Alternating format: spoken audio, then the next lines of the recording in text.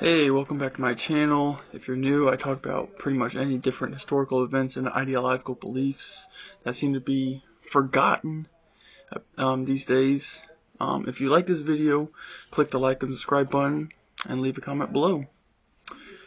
So in today's video, I'm going to talk about the role of education that plays in society and how societies that invested in it have prospered more than societies that haven't. Pretty much education began, as far as we know, in ancient Greece and a little bit in China, primarily with the philosophers such as Socrates, Aristotle, and then Plato, and then a little bit in China. Socrates' main thing was his disdain for democracy, and which led him to speaking out and questioning the principal functions of Greek governance and how they functioned, and the way things were put together, the way things went around, and it was deemed a threat to democracy because he was speaking out against the people, and surprisingly they had a king at the time, a little bit of a monarchy, but he was under the control. He had different rules he had to follow by. And it led to the people of Athens voting him to die by drinking poison. I believe it was arsenic. They made him drink arsenic till he died. So following this, his execution and his death, it forced philosophers and other people, of anyone who's speaking out or any intellectuals, to flee for their lives, and resulted in Plato forming his famous school called the Academy in, I believe it's a modern day Turkey, and it led to multiple free thinking, it led to new ideas, and it was everything that's different with today's education. It was more questioning, it was more of theoretical, and as opposed to today, it was more structured, where you go from this to this to this. And this actually led to a decline in Athenian society, specifically in the area of logic and reason, because people who primarily emphasized that left because they were being killed. And Greece finally fell into a time of chaos and war that could be contributed to a lack of strong leaders and was considered wise men, or just considered men who had just an understanding of how society works, of how people function, of how the way the world works. And it seems like we're going that way now. Even though there are people having more degrees now than before, it seems like the educational level of what people know seems to be declining. And this seems a lot more we're trying to apply theoretical knowledge to society as opposed to applied logic that actually works, that has been proven to work. So following multiple civil wars throughout Greece that would arise, and eventually it would lead to the demise of Greece itself, this idea of people ruling themselves, of democracy, would just lead to people hating one another. It would lead to actually more discrimination. It led to more people being isolated in society, and led to a rise in mob rule that would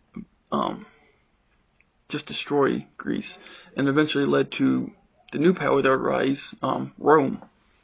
And Rome took the idea of democracy and threw it away and established a republic, which is not democracy. It's similar to democracy, but not really. Both apply the power of the people, but Athenian democracy is more direct from the people, while the Roman Republic was more of everyone's under the law, or a rule of law. So under that, Roman rule was, unfortunately, would add on to the knowledge of Greek philosophy with the peaking of Marcus Aurelius' Meditations, where over about 1,000 years after Greece fell in Roman rule, and it would be capped off with Marcus Aurelius. But following his death, Rome would begin a time of decline and a time of slow collapse, where it was over a course of 500, 600, 700 years that eventually Rome would finally collapse. And some have argued that it was for multiple reasons, like lack of the army was defunded, or not defunded, but lack of resources to the army, and the lack of volunteers in the army and the navy to supply an adequate number for protection, and also people were just spending too much. Rome eventually ran out of money. They lost the idea of what money was, and they just lived off the thriving of what they had before them. Eventually, after Rome collapsed, it would just evolve into the Byzantine Empire. It doesn't really, it's not, I wouldn't say replace. The Byzantines didn't replace Rome, they just evolved. They just took what was working in Rome and just moved it over to Byzantine, and eventually established the city of Constantinople in its place. And this goes on in history, where different societies rise up from what came before them, and they try to make minor alterations to what went wrong before, and they try to fix it in the way they're going to go in the future. And right now I have a very fear that this is now occurring in America, in today's modern world of American, and there's no stopping it.